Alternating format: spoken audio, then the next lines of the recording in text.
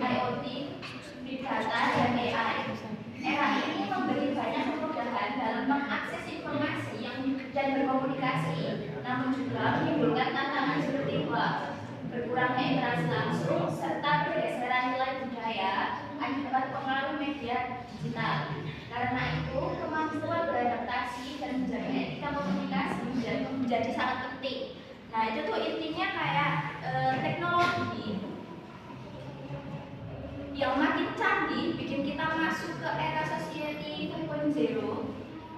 Di zaman mana manusia jadi pusat semua alat pintar.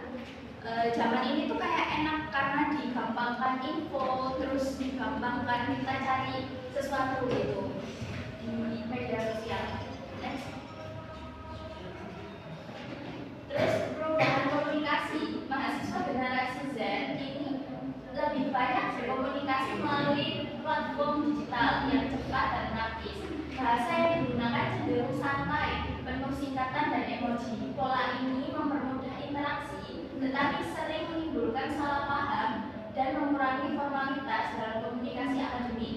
Pergeseran dari komunikasi tatap muka ke komunikasi daring mulai berubah norma komunikasi di kampus. Jadi kayak kita sering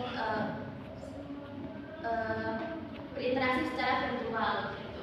Next.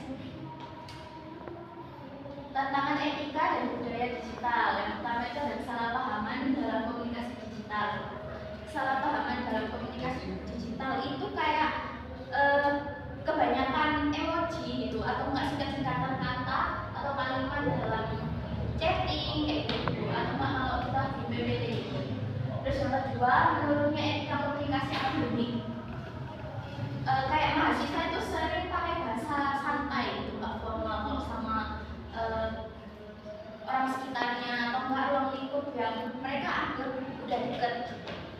Terus yang ketiga, punya batas formalitas dan konteks. Itu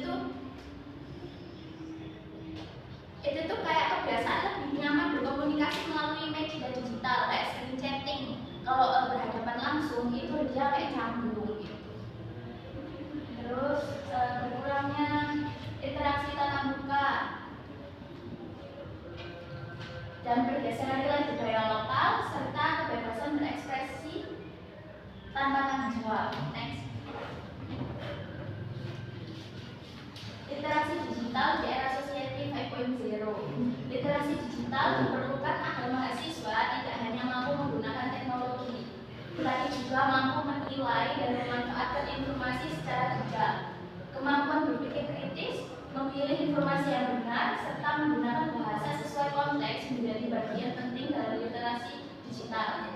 Literasi digital juga membantu menjaga perkembangan bahasa Indonesia agar tetap relevan. Next. Peran perguruan tinggi dalam era society 5.0. Yang pertama itu kayak memberikan pelatihan literasi digital. Terus yang kedua mengajarkan etika bermedia dan etika komunikasi digital.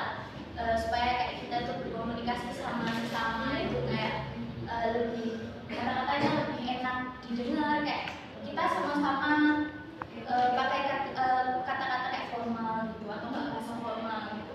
Terus yang ketiga, membiasakan penggunaan bahasa Indonesia yang baik dalam ruang digital akademik. Next. Nah, kita udah sampai kesimpulan. Kesimpulan yang aku ambil dari teknologi digital membawa perubahan besar pada cara berkomunikasi dan penggunaan bahasa Indonesia. Bahasa berkembang semakin kreatif, tetapi juga beresiko kehilangan ketepatan makna. Mahasiswa perlu menjaga penggunaan bahasa yang baik sesuai konteks, serta perguruan tinggi harus memperkuat literasi digital dan etika komunikasi. Dengan demikian, bahasa Indonesia dapat terus berkembang tanpa kehilangan jati diri dengan maju digital. Nah, sekian dari saya.